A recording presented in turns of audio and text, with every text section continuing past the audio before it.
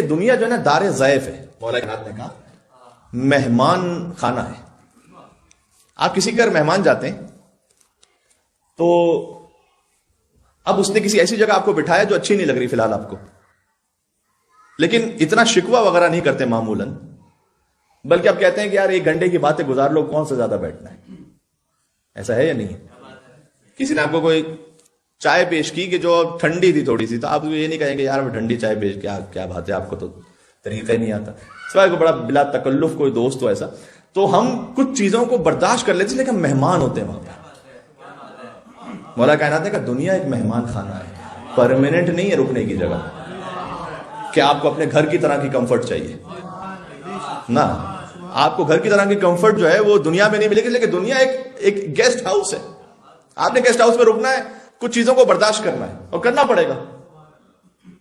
اب مولا کائنات نے ابن اشعث کو خط لکھا, اس کا بیٹا مر گیا تھا, نہج البلاغہ میں خط موجود ہے. تو مولا نے کہا کہ دیکھو بیٹا تمہارا چلا گیا دنیا سے, اب وہ واپس نہیں آ سکتا. اب دو صورتیں ہیں, یا اس پر صبر کرو گے یا جزا و فضا کرو گے. صبر کرو گے تو اجر پاؤ گے, جزا فضا کرو گے تو اللہ کا شکوہ ہے پھر قرآن کریم میں کہ کچھ لوگ ہوتے ہیں کہ جو صابر اور شاکر نہیں ہوتے, اللہ تعالیٰ نے شکوہ کیا. تو تمہارے اجر میں فرق پڑے گا, اس حقیقت پہ فرق نہیں پڑے گا, تمہارے جزا فضا کرنے سے واپس نہیں آ جائے گا. بات واضح ہو رہی ہے. تو اس لیے اہتمام یہ کیجئے کہ اللہ کی رضا پہ راضی رہیں. حضرت ایوب کے پاس نعمتیں بہت تھیں تو شکر بجا لاتے تھے. تو شیطان نے کہا کہ پروردگار, اللہ تعالیٰ نے جب یہ کہا کہ میرا کتنا شاکر بندہ ہے, تو شیطان نے کہا پروردگار تو نے نعمتیں ہی اتنی عطا کی ہیں تو شکر تو کریں گے. تو اللہ تعالیٰ نے ایک ایک کر کے نعمت لینا شروع کی واپس, اور اس کے بعد بھی حضرت ایوب شکر کرتے رہے تو شکر کرتے رہے تو کرتے رہے تو کرتے رہے.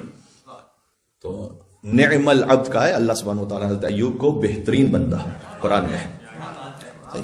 تو اللہ تعالیٰ نے کہا نا یہ شکر اس کا فقط ظاہری نعمتوں کی وجہ سے نہیں, یہ عبدیت کی وجہ سے شکر ہے. تو اللہ کی رضا پر راضی رہنا. کیوں؟ اس لیے کہ مہمان خانے کی طرح ہے, اور ایک دن ایسے گزر جانا ہے کہ آپ کتنا بھی اس کو اوائڈ کرتے رہیں وہ اوائڈ ہونے والا نہیں ہے.